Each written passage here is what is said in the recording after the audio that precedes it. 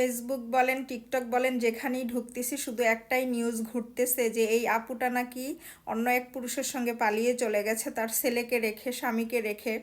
তো আমি বোনকে জিজ্ঞেস করতে চাই যে বোন, আপনার হাজব্যান্ড খারাপ হতে পারে পুরুষ হিসাবে, স্বামী হিসেবে, কিন্তু আপনার সন্তানটা কি অপরাধ করেছিল আপনার কাছে?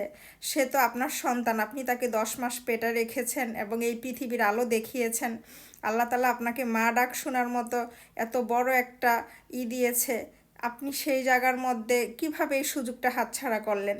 আপনি কিভাবে একটা সন্তানের মাথা থেকে মায়ের আদর, ভালোবাসা সব কিছু উঠিয়ে নিলেন?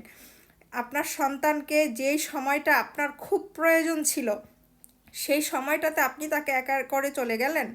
আপনি কেমন মা? নারী হিসাবে আমরা লজ্জিত যে আপনার মতো এক নারী, আমার মতোই আরেক নারী, সে তার সন্তানকে রেখে নিজের সুখের জন্য অন্য এক পুরুষের হাত ধরে চলে গেছে। আমি জানি না কার ভুল, কে ভালো কে মন্দ, সেটা আমি বিবেচনা করতেও চাই না, বিচারও করতে চাই না। তবে মা হিসেবে আপনি হেরে গেছেন। আপনার উচিত হয়নি যে আপনি আপনার সন্তানকে এভাবে রেখে মানে আপনি চলে যান।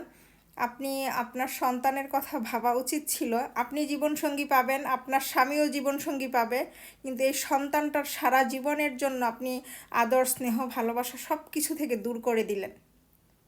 যার চোখের জল আপনাকে আল্লাহ তাআলা কখনো মাফ করবে না, কোনো দিনও না, কোনো দিনও আপনি সুখী হতে পারবেন না। যার সাথেই গিয়েছেন সেই মানুষটাও আপনাকে কাঁদাবে, দেখবেন।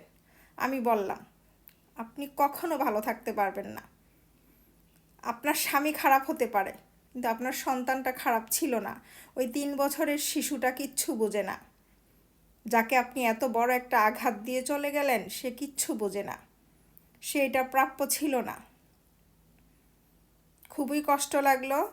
নারী হিসেবে আমরা লজ্জিত আসলেই, যে আমরা নারীরা অনেকেই আছি, সবাই না, কিছু পার্সেন্ট লোক, মানে কিছু পার্সেন্ট নারীরা আমরা আছি যারা আমরা চাইলে একটা পুরুষের সংসারকে স্বর্গ করে দিতে পারি, আবার নরকেও পরিণত করে দিতে পারি। আপনি সেই নরকে পরিণত করার কাতারের একজন, যে কিনা আপনার স্বামীকে এত বড় একটা আঘাত দিয়ে চলে গেছেন সন্তানকে ফেলে রেখে। স্বামী খারাপ হতে পারে, আমি আপনাকে দোষ দিব না, আমি আপনার স্বামীর কথাই বলবো। আপনার স্বামী খারাপ হতে পারে, তা আপনার সন্তানটা খারাপ ছিল না। ওর মাথা থেকে আপনি আপনার ছায়া সরিয়ে নিতে পারেন না।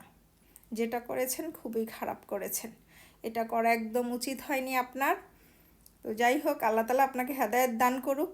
আর আপনার ছেলের জন্য আমি দোয়া করি, আল্লাহ তাআলা ওকে ভালো রাখুক, সুস্থ রাখুক, মানুষের মতো মানুষ করুক। এছাড়া আর কি বলার আছে? কিচ্ছু বলার নেই।